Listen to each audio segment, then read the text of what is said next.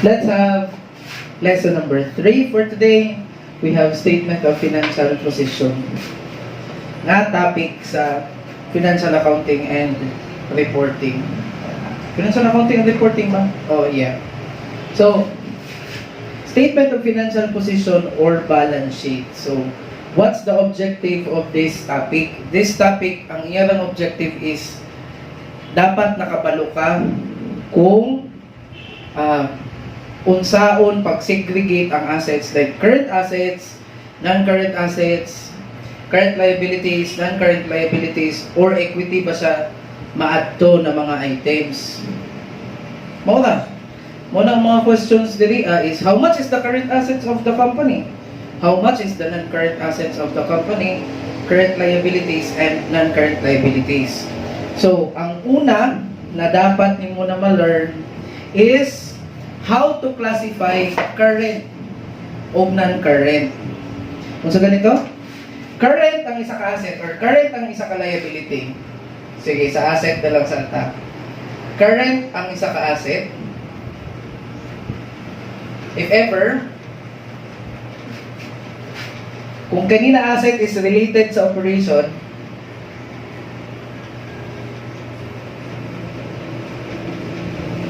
what do you mean, sir, na related sa operations? Some companies, na sila'y assets na related yun sa ilang business. Like for example, Jollibee Foods Corporation. So, ang ilahang related na asset is the inventory nila ng manok. Kasi siyempre, baligya silang siwan, baligya silang fried chicken. Those are assets related to operations. But this Jollibee Foods Corporation, dili na mawang ilang assets. Nabay sila yung mga assets na uban na dili related sa operations. Like, nagpalit sila og lupa, but they're not using it as part of their operations. Muna na siyang investment, kay syempre, land always appreciates, di ba? So meaning, if it appreciates, the wealth of Jollibee Foods Corporation will also increase. Or the Jollibee Foods Corporation purchased shares of San Miguel Corporation. Di ba na labot sa ilang operations, tama ba? Gawas kung nipalit sila og shares ni San Miguel Corporation, tas gihimo nila nag-trading securities, kana bang i-buy and sell nila, ni-buy sila 100,000 na shares, pag maabot nag 120,000 ang market value, baligya kagad nila, kana part na nasa operations. Pero again, nai assets related to operations, nai assets not related to operations. Okay? So, pag assets related to operations siya, current asset, yun na siya.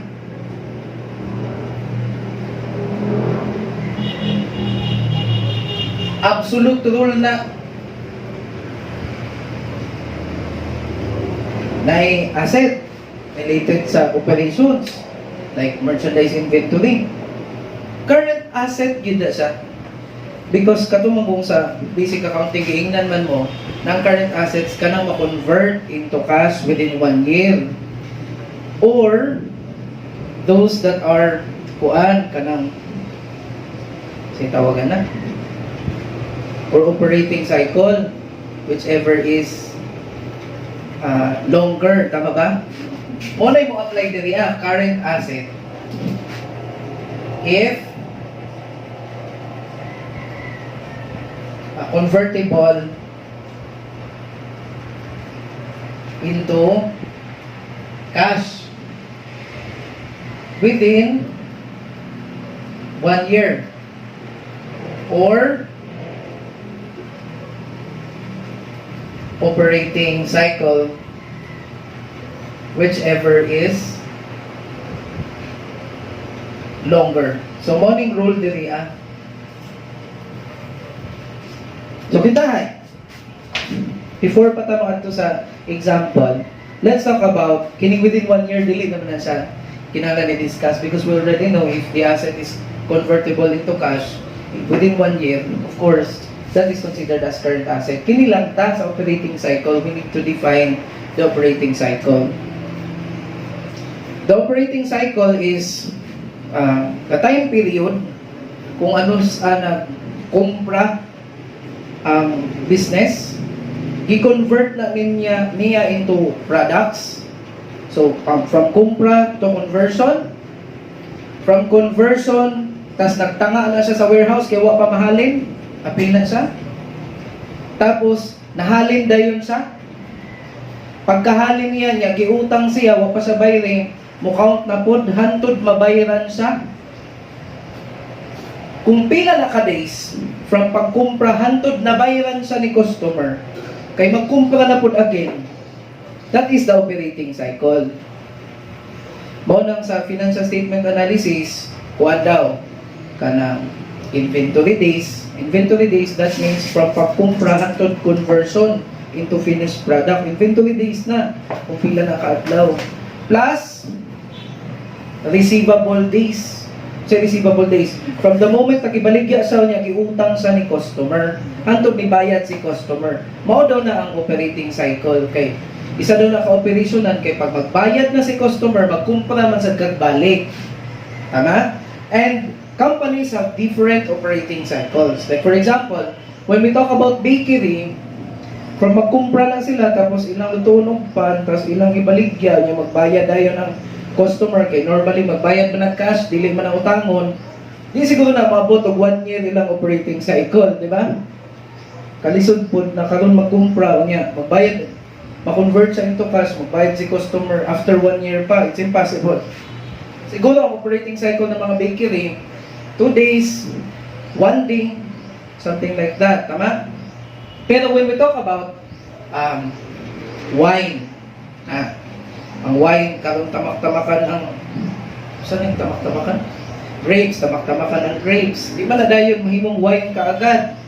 Napamangkuhaon ang kuha na extract, tapos ibutang sa barrel, tapos ilubong. Ang puti, ilubong ba na? Yung siguro na ilubong, isulod naman siguro na sa kwarto. Basta kay, mukabat pa ng pila ka years in order na mahimo siyang wine, di ba? So meaning, if na kay assets na related sa operations, na convertible into cash, within 1 year, or operating cycle niya kay mas dako pa man, kaysa sa 1 year, di ba? O current assets gihapon siya, bahalag more than 1 year. Kaya ang operating cycle ng paghimo ng wine is greater man. Morning pasabot ani. So kung 3 years pa ang wine ma-operating cycle niya, makanang from pagtamak-tamak ang pagkumpra, hantod mabaligya, hantod makolekta sa mga 3 years. Unya na kay accounts receivable for 3 years. Current asset na accounts receivable kay within the operating cycle man, ang sa may daog, kay whichever is longer man sa 1 year og siya. Tama? Pero kung the operating cycle is 3 years, tapos 4 years ang accounts receivable, ako dili na siya current asset, non-current na. Basta, we're talking about if related in operations na mga assets. Pag dili related in operations ang mga assets, current asset, not related to operations. Like marketable securities. Nag-invest of bonds. Pinagid ang company, Jollibee Foods Corporation, nag-invest ng kanang treasury bills o treasury bills. Treasury bills, kuha na siya, investment sa government. Maghatag sila treasury bill na 100,000 for example, bayaran nimo 98,000, hatag nimo sa government. Karon, ang treasury bill, ang maturity date ana niya within 1 year na less than 3 months, na 6 months, basta less than 1 year ng treasury bill. So, imo na yung isurrender ang treasury bill na face value na 100,000,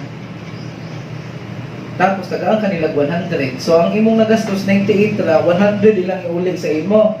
Kana, di man na related sa operations, di ba? Investment in treasury bills, tama? So, mabilong na dire. Unya, pag not related in operations, pag convertible sa into cash,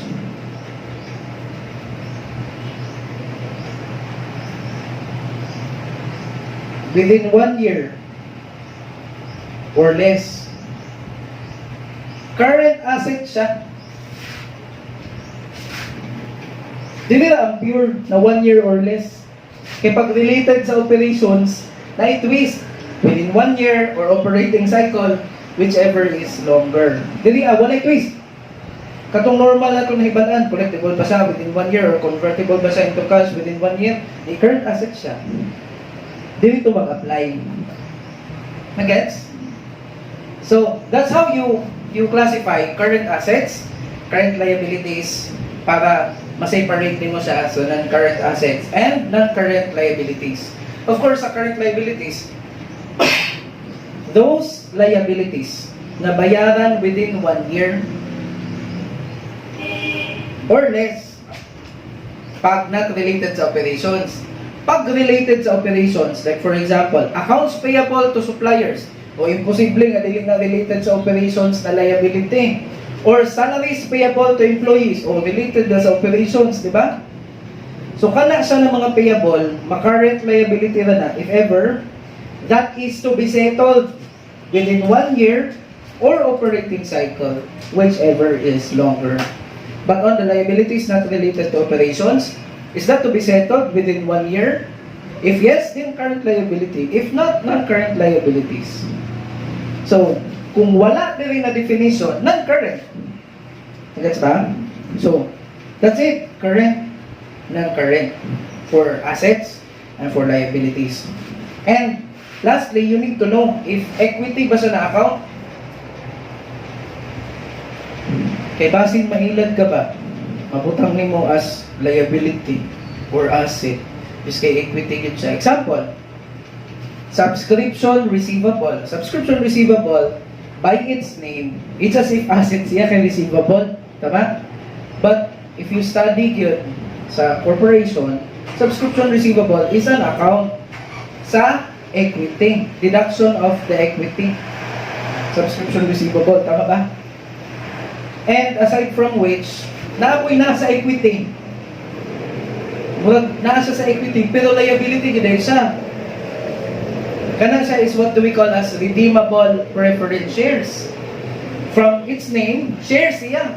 Binimog na siya sa equity. But it's not. It's a liability because of the presence of the interest rate plus maturity date.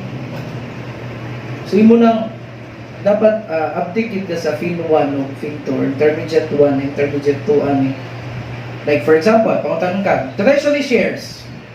Kung sama na siya na account, di ba sa equity na deduction, balik na subscription receivable, equity siya, di ba? Pero according to the standards, if the subscription receivable is collectible within 1 year, mobalis siya from equity, maadto siya sa current assets.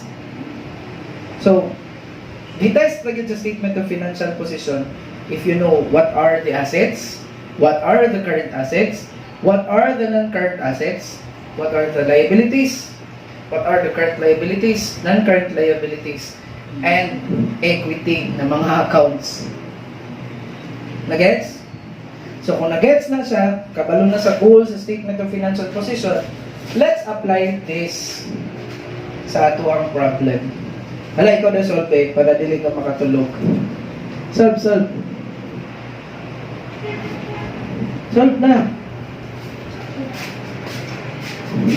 So, we have ABC company, have the following balances on 20x1. Nasa cash, 125,000. But that cash includes post-dated checks worth 25,000. And then, the company also has an accounts receivable, 300,000. And in that accounts receivable, it includes 50,000 sales sold to a customer. But the goods are sold FOB destination. Naku, idungog na lang din yan. Goods are sold FOB destination. The goods are in transit.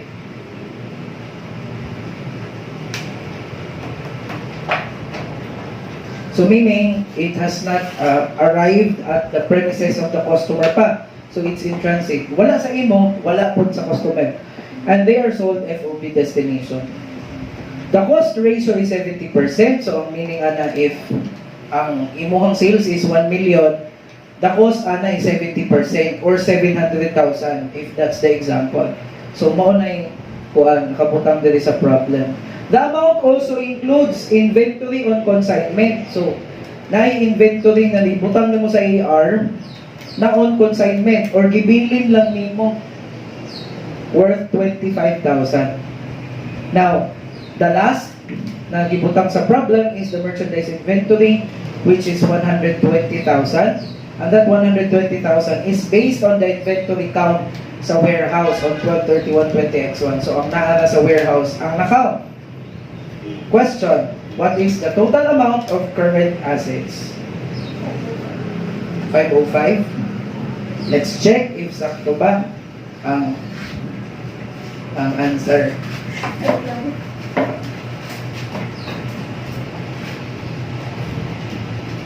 So, pwede separate ang mga questions sa like, how much is the cash, how much is the AR, how much is the merchandise inventory. Pero, current assets naman ang ikuan diri. Isulti. So, first, let's talk about the cash. No? So, the cash na daw sa records is 125,000. So, what are these post-dated checks? There are customers na nagbayad na cheque. Pila daw? 25. Pero di pa siya considered as cash. Nga naman, post-dated bangko, that means di pa ni mo siya ma-encash. Sa future pa ni mo siya ma-encash. So, that is not really part of the cash pa. Tama? So, malamang, kay gi-appeal man ni mo siya sa cash, nag-entry ka ginani. Debit cash, 25. Credit, AR, 25. That's your assumption. Mo na nabutang na diya sa 125. Di ba wrong ni? Because wala pa man kay cash na dadawat na 25,000. Because again, that's post-dated. So how do you correct that one? You need to reverse the entry that the company, ABC company has made. So you need to debit 25,000 and then you need to credit cash na 25. So maapektuhan kung imo ni siyang i-adjust, mamaynusan ni og 25,000 because it's post-dated. But it will be returned here sa accounts receivable. Tama ba? So wrong na ka, no? Wrong. Gilisan na po. Paspas ang second na pag-ilis. Now let's talk about accounts receivable. So sa accounts receivable, it includes 50,000 sales sold to a customer. Tama? So nag-AR ka, credit sales. Dili ikaw, ang ABC company. Nan 50,000. The question is this valid? So based on the information provided, the goods are in transit. So wala na sa imo, wala sa iya, in transit pa. Gets ba? Karon kay sold, FOB destination man. So what's the meaning of this? The in transit na mga goods owned pa ni seller. And you are the seller in this problem, tama ba? So it should not be included diri as a AR. So dapat imo ning balihon, tama? So what will you do? Debit, sales, credit AR. So what will happen is mamaynusan ni og 50,000. But then again, if you analyze that, kung dili pa siya sales, wa pa nimo siya nabaligya, ma-appeal na sa merchandise inventory nimo balik. Tama? Why? The merchandise inventory nimo dire, 120,000 is based on the inventory count in the warehouse. So, ang nabilin sa warehouse lagit ni. Wa na ni ma-appeal.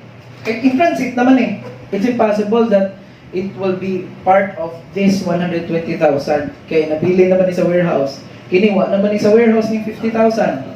So kulang ng merchandise inventory. Tama ba? You need to add something sa merchandise inventory.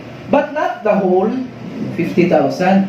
Because the cost lang yun is 70%.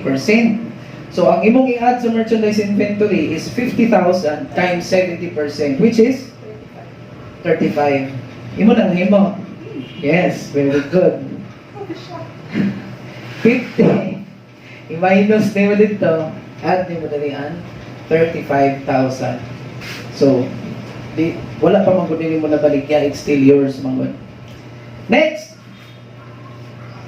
the amount also includes inventory on consignment. So imo ka siyang gibilin to other parties. Like for example, imo siyang gibilin sa isa ka tindahan that are accessible to customers.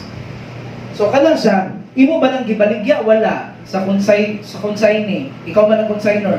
Consignee man to, imong gibilinan. Wato nimo gibaligya no? Wala gi-transfer ang ownership. Imo gihapon to. Bahalag wala sa imuhang place, tuwa sa lain, imo gihapon to. So it should not be included sa AR. Kaya malamang nag-entry na po ka na, oy, nagbilin ko dito. Iskay binilin na lang. Nag-record ka of debit AR. Pero gani? 25. Credit, sales. Wrong! Tama ba?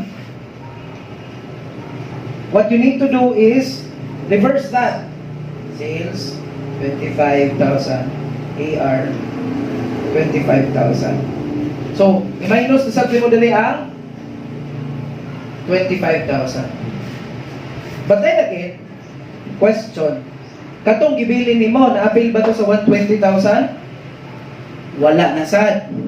Nga naman, based on inventory count sa warehouse ni, tuwa ba ni sa lain 25,000 na na-sales price na 25,000. Tama ba? So meaning, kulang lang pa rin mong inventory. But the inventory na mong i-add is not the 25,000. It's 70% of the 25,000.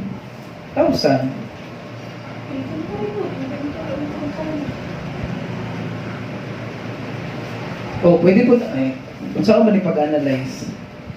So, iputangan na lang natin. Inventory and consignment worth Huwag ka nagbutang o worth. Worth 25,000. So that means plus 25 giday ni siya. Because this is... Consignment, di halo ba na magbitang sa iyo? Oo. So meaning pag worth 25,000, that means at cost na ni siya, wala na ni siya patungi pang profit. Tama ba? So it's at cost. Tama ba? So mag-add na lang kag 25,000 dili. Gawas kung isulti dili. Inventory and consignment with a sales price of 25. So that's the time na imo siyang i-times 70%. Tama ba? Pero dili kay kuan man siya vague kay gingon man niya na inventory and consignment worth 25 ra ang gibutang. So sa ako pag i-analyze ni is at cost ni siya. Meaning di ni 100%, 70% na ni 25,000. So, i-add na mo 25. So, based on those things, you have a cash of 100. You have an AR of 250. Tama ba? And the merchandise inventory, 180. So, all in all, the current assets are 530,000. So, that means, based on the illustrative problem, dili lang kini ang kinahanglan nimo mahibalaan ang sabang pag-separate si current asset kang non-current asset. But also, sometimes, you need critical thinking yun. Kay dili na ni siya pag-separate na kini, current, kini, non-current. Sometimes, naani silang tanan. And you cannot add all of them kaagad. Ay, current assets. So, bisag pagkauno-uno ni siya, naara sila sa current assets. So, ipang-add din mo tanan. 125 plus 300 plus 120. Kaya mo naman gihapon, kung wala diri, maanhin man diri. Kung wala diri, maanhin man diri. Imong analyze ba? Imong gi-add tanan. 125 plus 300 plus 120. Bila man? Nagminaro ka ba? 545. Wrong na ka. Tama ba? It's because ang AR is at sales price na 100%. Ang merchandise inventory is at cost. So meaning, kung wala dire, niya ma-add dire, dili meaning na kung unsay nawala dire, na i-add dire, pareho og amount kay kining merchandise inventory should be recorded nang walay patong. Ang AR na patong, tama ba? So dapat hindi mo siya isa-isahon. Gets ba? So that's the illustrative problem for statement of financial position. And in this topic again, you are tested only kung kabalo ba ka unsa ang pag-separate si current assets from non-current assets, current liabilities, non-current liabilities, o kabalo pud ba ka sa mga accounts ng equity, liabilities, and assets. Tama ba? Plus, kinahanglan of critical thinking which is developed sa intermediate 1 o intermediate 2. Mo lang naani siya sa intermediate 3. Nagets ba? So that's it for this lesson number 3. Statement of financial position.